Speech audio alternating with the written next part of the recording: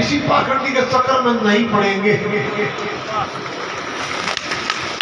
बंधुओं, वो पाखंडी ठीक हमारे जैसा है, उस में हमसे भी कमजोर है, जानने के नाम पर उसके पास जी रहा है, फिर भी हम उनके सामने जाकर नतमस्तक होते हैं।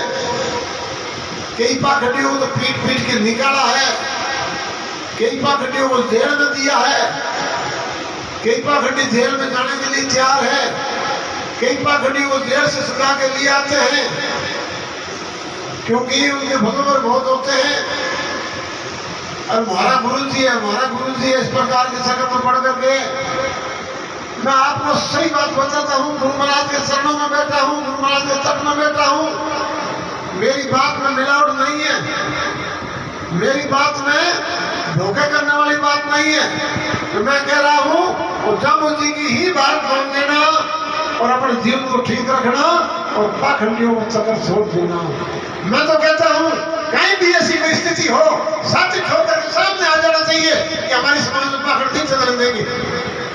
मजाल भी आगे के घुस जाए और बाजे बाजे पाखंडियों को तो मारना चाहिए जूते, और यदि जूतों से नहीं मारना तो ना काट लेना चाहिए, ताकि एक ना काट लेंगे तो दूसरों की हिम्मत नहीं होगी पाखंड करने की।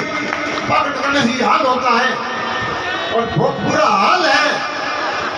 बड़े बड़े लोगों को लूटते हैं और सारे घर में भूत है, चारों दादो भूत है, चारों बाबू भूत है, भगवान भूत है।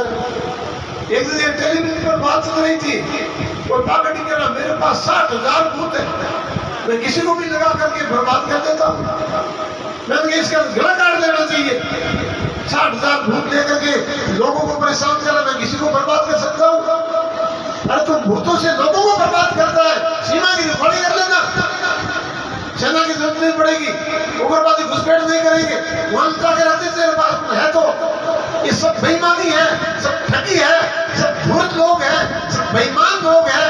आप लोग समझते नहीं, उनके सगर में पड़ जाते हैं, इसलिए बर्बाद होते हैं। ये बात मैं बार बार क्यों कह रहा हूँ? मुझे इस बात का बहुत बड़ा दुख है।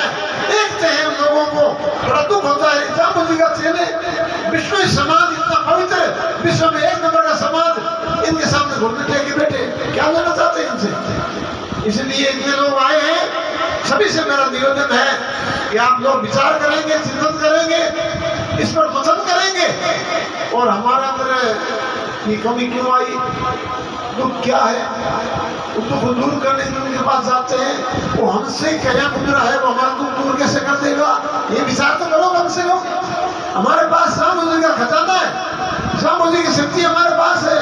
जामो जी जैसा भूतों में भविष्य थी, ऐसा देवता नहीं तो कुछ पहले हुआ है, शायद आगे भी नहीं हो पाएंगे। इसका इकट्ठे सिद्धांत है।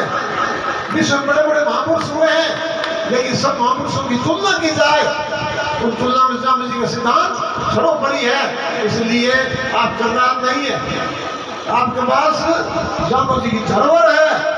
आप इस कंगाली को भूल जाइए और जामो जी की बात को समझ करके अपने जीवन को आगे बढ़ाओ। थोड़ी जिंदगी है, मरना पड़ेगा।